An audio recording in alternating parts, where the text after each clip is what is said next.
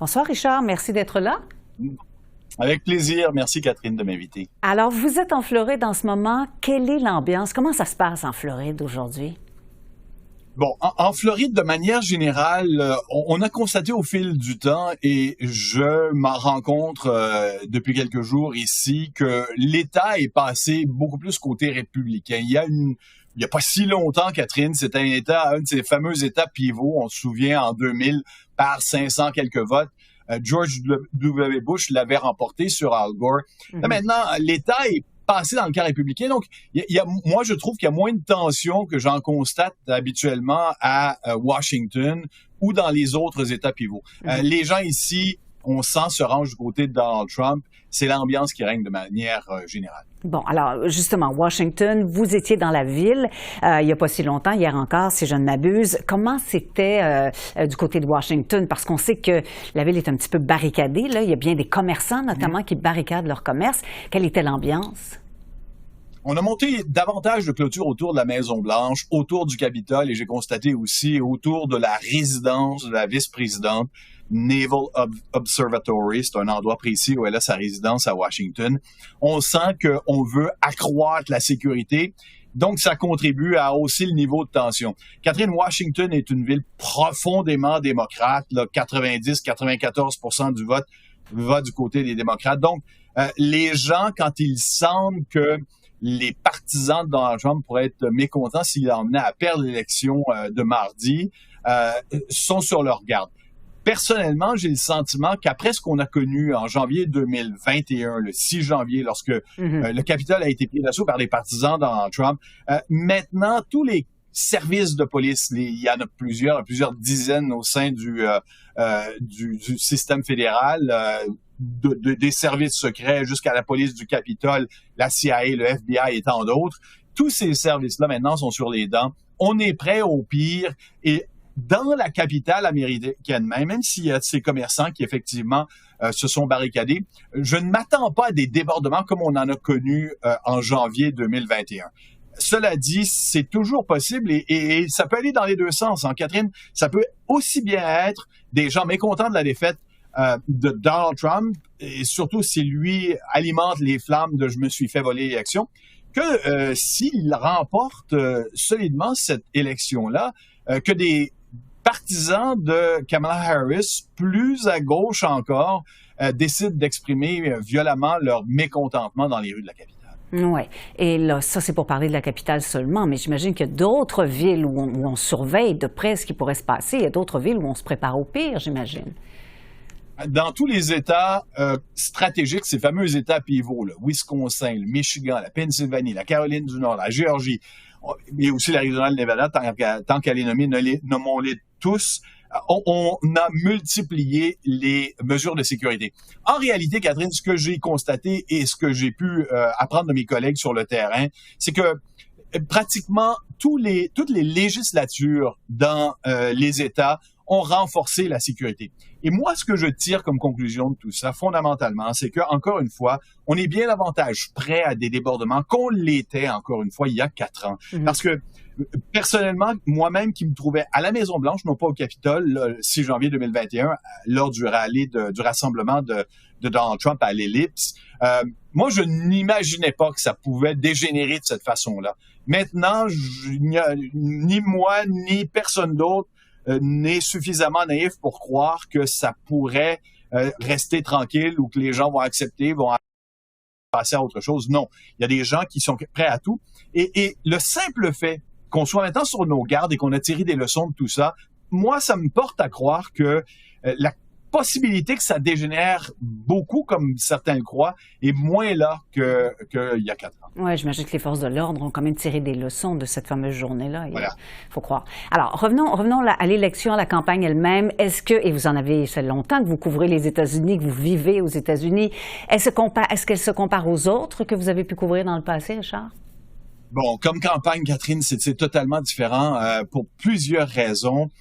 Premièrement, on a un candidat qui a été condamné par la justice. Ça s'est jamais vu. Alors, on se retrouve dans une drôle de situation à donner du crédit à un criminel, soyons réalistes, un criminel qui, en plus de ça, dans ses propos, Donald Trump, et je le dis de façon détachée, ne fait que n'a fait qu'au cours de cette campagne-là se montrer plus amer, plus hargneux, mécontent de la façon dont la société américaine se porte.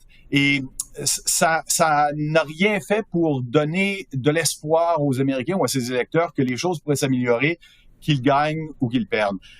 L'autre élément fondamental, c'est qu'on se retrouve avec une candidate qui, il y a 3 mois, n'était pas candidate et il y a 4 mois, était une vice-présidente banale et il y a 4 ans, était une candidate à l'investiture démocrate rejetée par les membres du parti. Alors, c'est assez particulier de voir maintenant Kamala Harris apparaître comme la femme qui va sauver la démocratie américaine, alors qu'il n'y a pas si longtemps, même pas dans le décor, comme on dit. Ouais. Alors, moi, je trouve que c'est une élection totalement différente parce que, vous avez raison, je les suis depuis, en fait, 2004, l'élection qui avait opposé George W. Bush et John Kerry.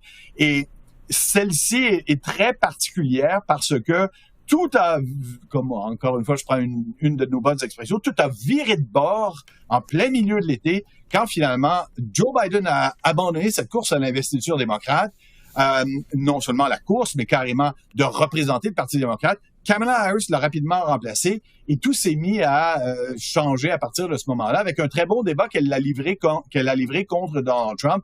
Et dans ce débat-là, on a vu à quel point Donald Trump reste le candidat, et à mon avis, Catherine, c'est l'élément central de cette course-là, reste un candidat indiscipliné.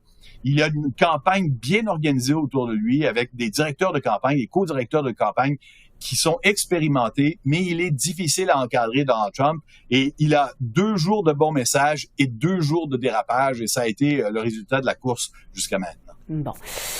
Est-ce qu'on a déjà une idée de ce qui sera, ce qu'on peut appeler la question de l'urne, à la dernière minute, à la dernière seconde, ce qui va convaincre les électeurs? Ça va être quoi? Ça va être la question du coût de la vie, de l'avortement? Ça va être quoi exactement? Ça, c'est la question vraiment à $1 million. Je pense, Catherine, que ce sont tous ces facteurs-là.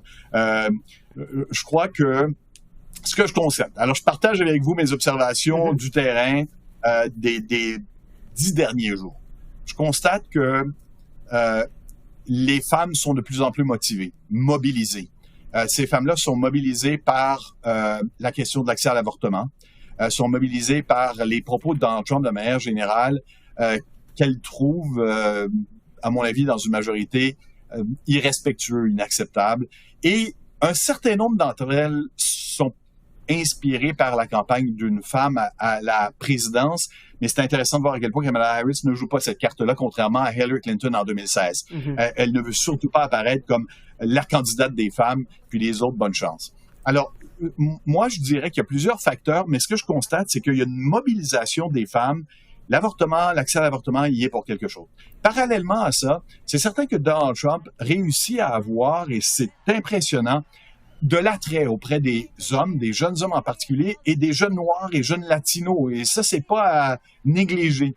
La particularité de tout ça, c'est que pour intéresser cet électorat-là, ce sont des jeunes qui sont intéressés à sa campagne pour différentes raisons, ben, il tient des propos toujours plus exagérés et extrêmes. Pas sûr que ça amène vers lui un électorat modéré, encore une fois, qu'on décrit souvent comme féminin de banlieue.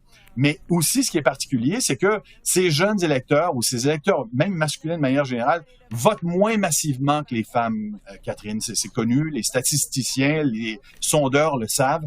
Et donc, on a beau mobiliser, on a beau avoir l'engagement théorique de ces électeurs, jeunes électeurs masculins, le jour du vote, ils sont moins au bureau de vote que les autres. Alors, dans quelle mesure, à mon avis, je veux dire, je suis pas du tout original en l'affirmant de cette façon-là, mais c'est non seulement dans quelle mesure ils seront chacun capables de mobiliser leur électorat, faire en sorte que les femmes pour Kamala Harris et les jeunes hommes pour Donald Trump se pointeront au bureau de vote, mais les autres électeurs qu'on garde à l'œil. Par exemple, alors, je pourrais vous en parler longtemps, mais il y a un électorat plus âgé qui était sur ses gardes tout au long de la campagne, notamment à l'égard de Kamala Harris, qu'on craignait de voir trop à gauche et qui soudainement semble s'en rapprocher. Si les personnes âgées ou plus âgées, qui elles aussi votent davantage que les plus jeunes, se pointent au bureau de vote et juste dans une courte majorité favorise ces personnes-là, Kamala Harris, ça pourrait être décisif comme victoire dans ce moment. Oui, c'est peut-être ça qui fera la différence. Richard, merci beaucoup d'avoir répondu à nos questions ce soir. Avec plaisir, Catherine. À la prochaine. Au revoir.